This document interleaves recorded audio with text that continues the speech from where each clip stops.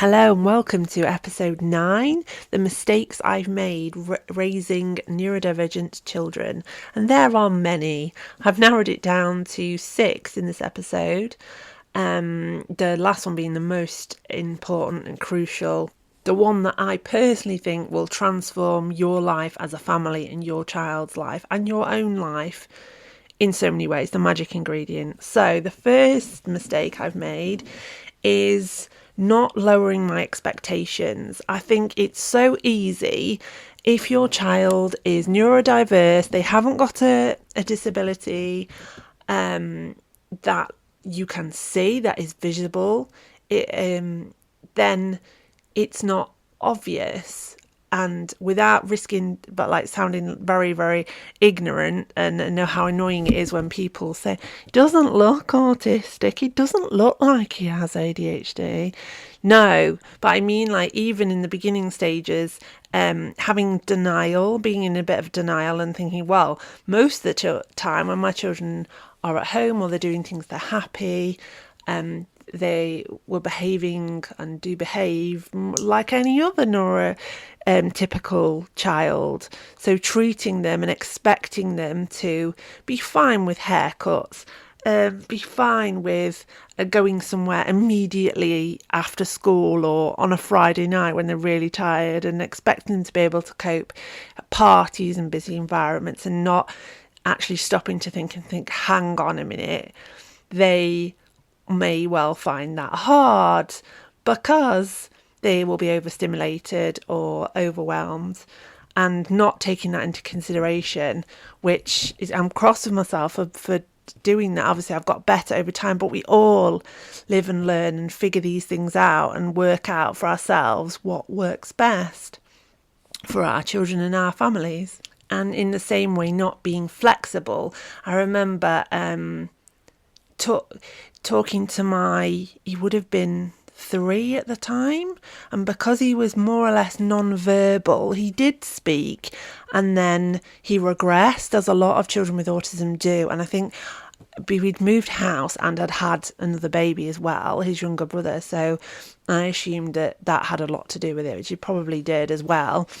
But I used to speak to him in a very, very babyish way, like you would speak to a child much, much younger. And that was what felt natural. That's what seemed to work. And that helped him to understand what I was trying to communicate. But then questioning myself and thinking, I shouldn't be talking to him like he's a baby. He was going to think that I think he's a baby. And whereas looking back, I needed to lower my expectations. I needed to talk to him in that very simple, childish way. I wasn't trying to belittle him or make him feel less intelligent or anything than his brothers, but that is what worked for him and helped his communication. So things like that, when you need to lower your expectations, I would try to live life as I'd already lived before, like going out to meet friends at soft play or going to parties and things, and then obviously having more children and the needs being more challenging and the needs becoming more obvious, this became harder and harder. And it was then I had to really take a step back and think, okay, this isn't working. Like meeting a really good friend at a national park with all 3 of my children, her children, like doing all the activities and getting involved in everything and staying literally like from the minute the park opens till the end of the day. That isn't going to work for us. Like, we want to spend time with them. That for us wouldn't work. And having children still that want to run off and have no sense of danger and risks, and me being a single parent as well, that's not feasible, that's not safe, and that's not a sensible decision. Whereas I was trying to just live my life and thinking, no, they want these experiences, it's all fantastic. But no, certain things, yes, I've become very good, as I'm sure you have, and knowing what works, which places you can go, when you're on your own, which places you can go when you've got backup and you've got grandparents with you or your partner, and which places you can stay for a limited time, or the places where you go early when it's quiet, or late. A lot of the SEN sessions are really late, aren't they? Like at different parks and trampoline parks and things like that, they'll have a session, but it's like 6 till 8, and I'm thinking there's no way that's ever going to work for my children, going out that late when they're just getting ready for bed at that time. But anyway, just adapting, and I've got better and better at that. Number 2, not celebrating wins. And I'm talking like small wins. It doesn't have to be, you celebrate if your child's got an award or got a swimming badge or whatever they've achieved at school or in clubs, or being able to go to the toilet and not be nappies, or being able to put their own shoes on, anything like that. Not like taking a minute and celebrating that and seeing how far you'd come.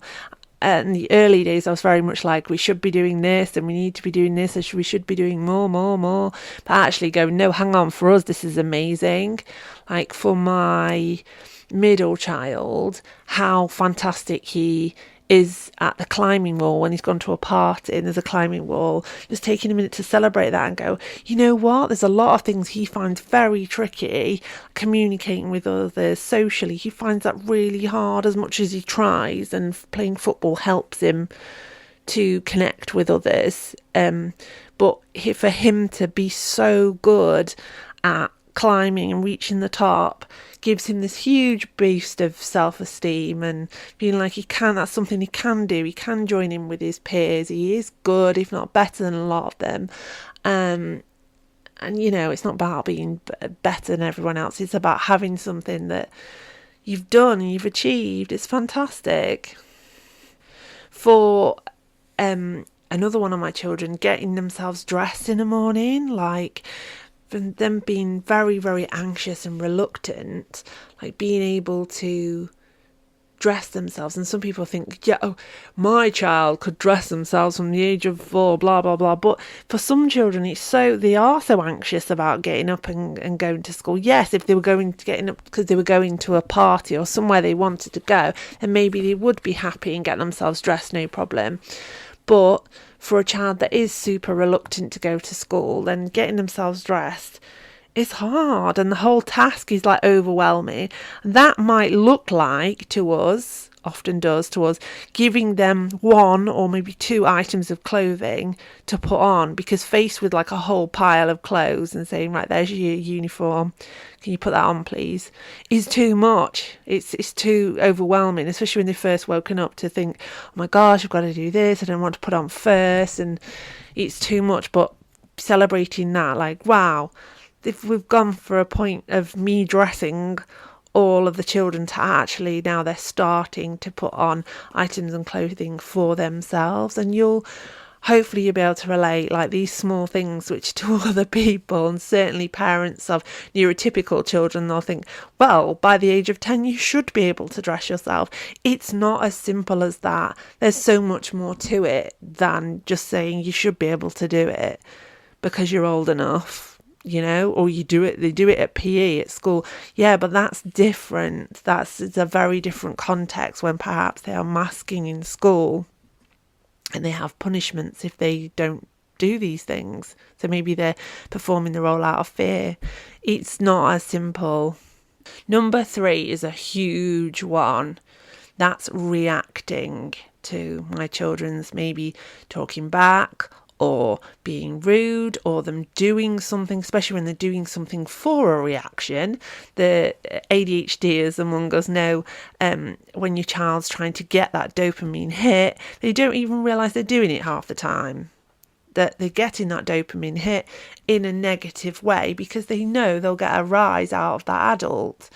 And it's interesting to see how still professionals can rise to it, and you think if you just ignored that you wouldn't have this whole explosion on your hands. But sometimes not reacting has been one of the best lessons I've learned, and it's hard, it's not always straightforward, especially if they're doing something quite destructive, because they're so in this fight or flight, and they're so like in this zone, not thinking logically, and they're trying to get a reaction because they need that boost, and they feel that that's the way that they're going to get connection out of an adult. Maybe that's the only way they can get attention.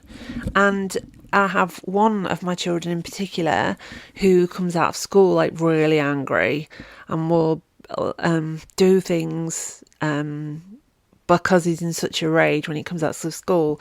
Often that's a sign that he's had a good day, funnily enough, because he's had to mask all day and control himself to such an extent that when he comes out of school, he's really angry or really struggling, and he'll do things like deliberately knock things over in the car, or do something to annoy his brothers, or immediately get into an argument with his brothers.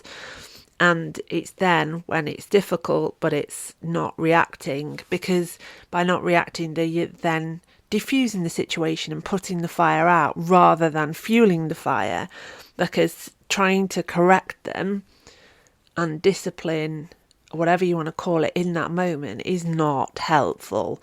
As the saying goes, you don't try and teach a child how to swim when they are drowning. That's not helpful for anybody. You distract, or you give them space to feel what they feel, but you certainly don't react to how they are. And you're giving them the control as well.